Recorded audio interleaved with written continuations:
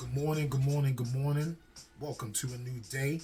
This is your neighborhood Sensei Fouché, telling all y'all to stay woke. Now today, I wanted to cover a one-word topic and break that down, which is the word ingestion. Ingestion in the Oxford language defined is a noun, and it is stated to be the process of taking food, drink, or another substance into the body by swallowing or absorbing it.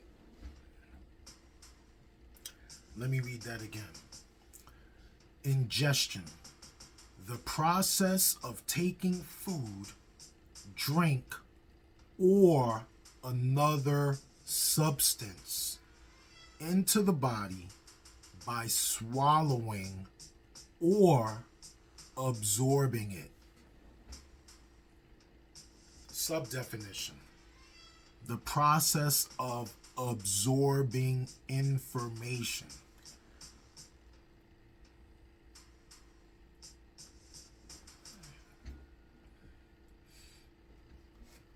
What you see as well as what you listen to.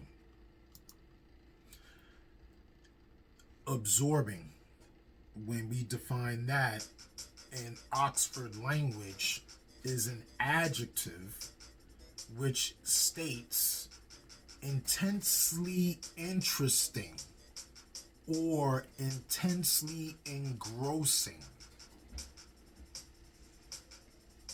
So either it is a compliment or a detriment. Let's jot that down right quick. A compliment or a detriment, right? Compliment and detriment, because we're going to hold those as key reminder points. So I'm going to go into a compliment, which we pretty much know the generic definition off the top of our head. A polite expression of praise or admiration is a compliment. So let's go into detriment, which is the opposite, right? So when we go into detriment,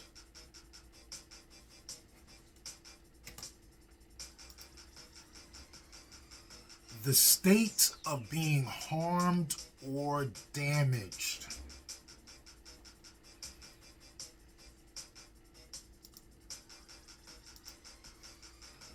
Ingestion is not only what we eat, but also what we listen to and watch regularly as well.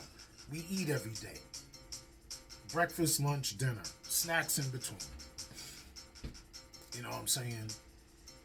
But we listen to things and watch things just as regularly. It's a part of the cycle of existence. You know, we eat, we smell. I mean, those are the senses, you know what I'm saying? Taste, smell, sight, hearing, and feel. Those are our five senses, right? Sorry, put up two hands. Five senses. So the things not only do we eat, we listen to and watch would be a compliment or a detriment to our daily health. So it is either going to be a polite praise or admiration on a daily, or it is going to be a state of harm or damage on a daily.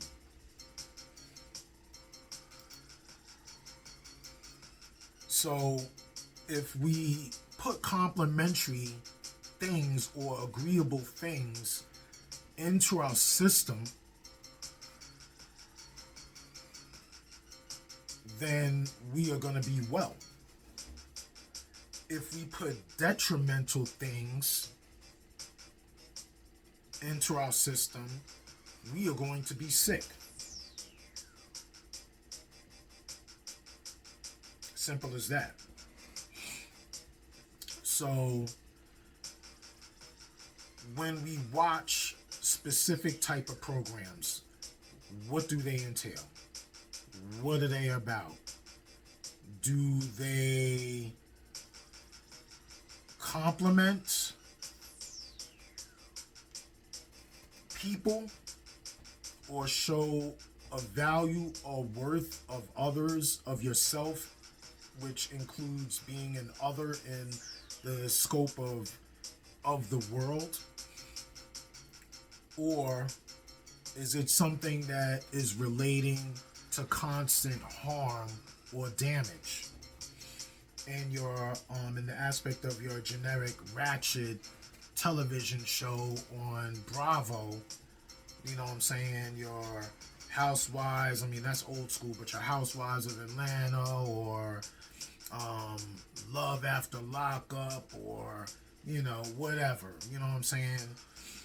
Is it something that is a detriment or a compliment? Because when you look at a lot of these ratchet shows, they're full of angry, spewed language, people damaging themselves or others through words or physical interaction. You know what I'm saying? Even in the music game, when we listen to, you know, any common hip hop song, you know what I'm saying? I would say 9 out of 10. You know, to be fair, 8 out of 10. You listen to 8 out of 10, 9 out of 10 songs. Like, what are we talking about? Like, what is the content that is being implemented or shared for our ingestion? And how does that affect us regularly when we ingest these things into our system? You know what I'm saying? When you listen to these hip hop songs or these ratchet television programs, how many times is the word nigga referenced? And I don't even use that word every day, but we're gonna use it right now. So any African American or generic speaking black person that encounters someone of another ethnicity, and in New York City it's loosely referenced because there's so much African culture into a lot of these Caribbean cultured people. When we speak of, you know, Spanish people or whatever, you know, and this is, I know in New York City or urban neighborhoods, how, you know, we exchange this word nigga, nigga this, nigga that, nigga, nigga, nigga, nigga, nigga, nigga, nigga. You know what I'm saying? I'm like, if someone else in past conversation, and even in today's conversation, which doesn't happen, but I don't want to be referred to as a nigga. You know what I'm saying? And then in common conversation, we reference each other in that same tone. And then we excuse it and validate it. And I've heard, well, you know, in old African societies, you know, let's take in terms the Niger River. You know what I'm saying? The word Niger or Nigeria is African or black. So in a reference of past that I've came across in language is that Nika is, or nigga is derived from Niga, which is king. So in old African language, Nika was pronounced or referenced in honor of you being of high value. But the European twist on it has spun it into a form of degradation. So now when you hear the word nigga, it was spoken in a term and a tone to degrade you. Nigga and nigga is not the same.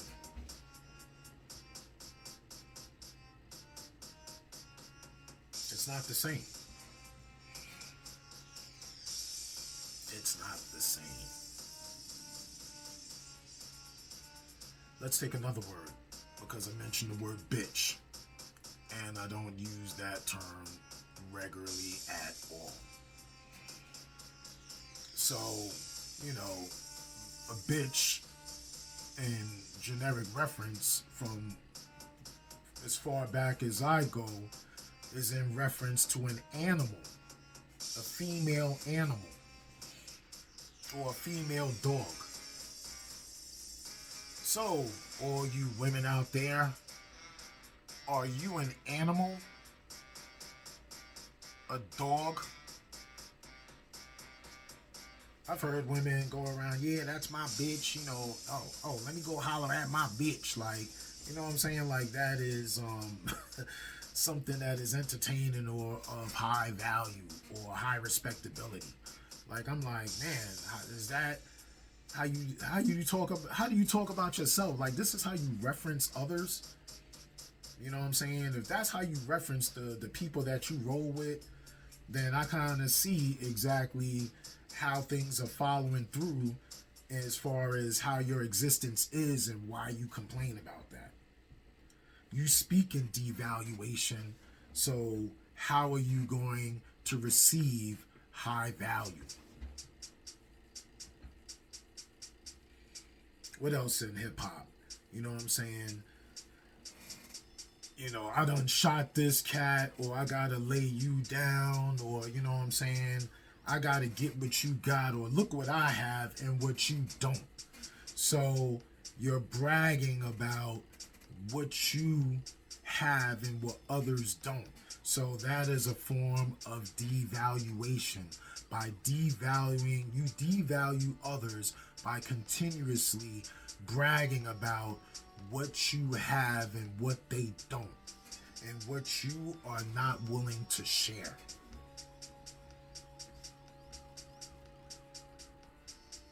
That's love, right?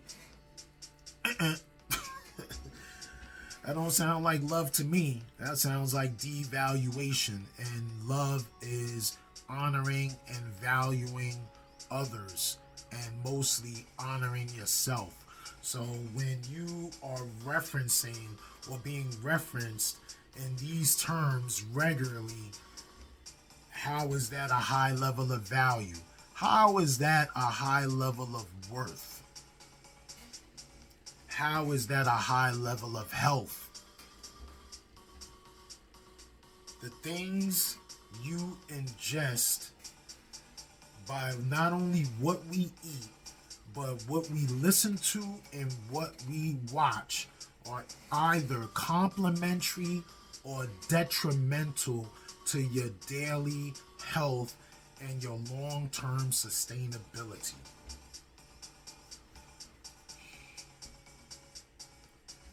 So why do you hold on to these things?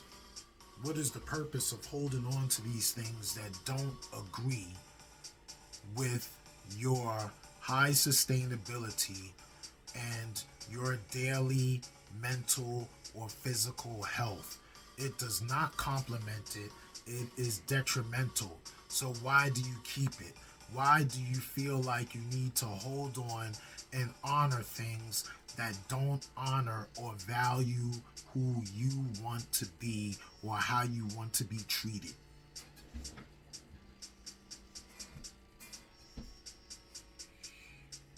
You hate on businessmen or people that, you know, make money because you say they're cold.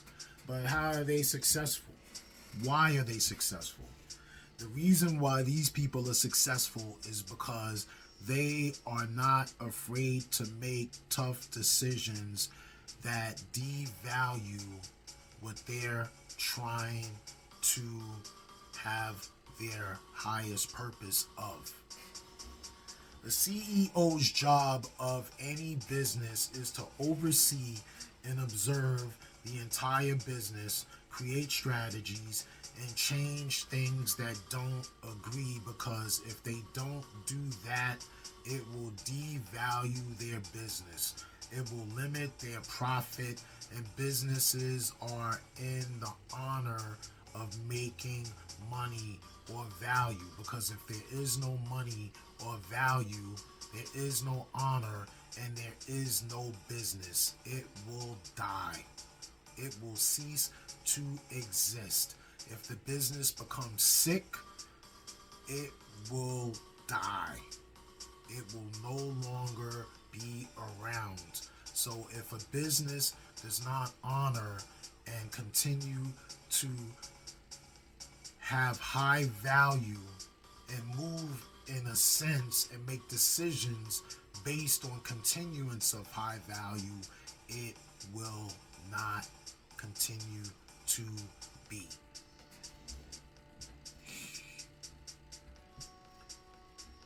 In sports, a goalie or a center, or for the word of defense, the aspect is to reject the goals of the opposition.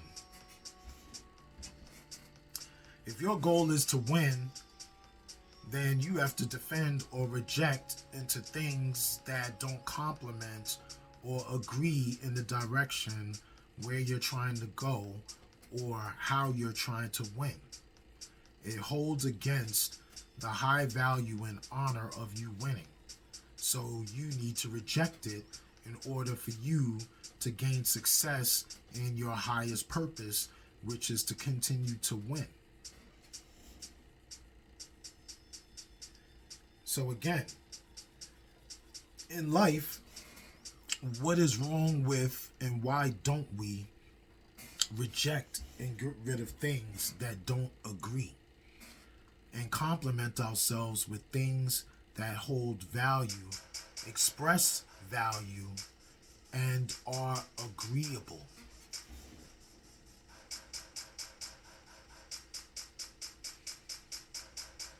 When it comes to the people that we choose to interact with, are they healthy or are they unhealthy?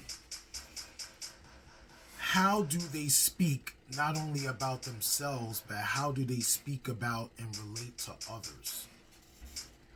When you listen to the things that you listen to, how does it speak? How do those people speak about themselves, and how do they speak about others?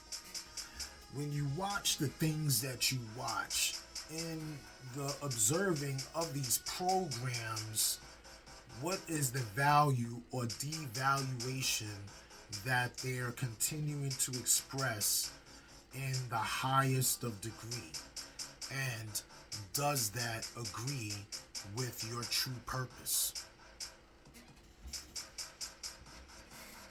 In the end, who you are is what you do. So if you're trying to tell me that you're something else and you're doing a specific something, then it shows me that is not true, and you are a form and a function of devaluation, non-agreement, and you will be rejected. If things do not agree in honor and respect your high value and purpose, reject it, or you will continue to be sick and eventually die. Discontinue devaluing yourself by ingesting, honoring, surrounding yourself with people and things that don't agree. Stay woke. This is Sensei Fouché. 1.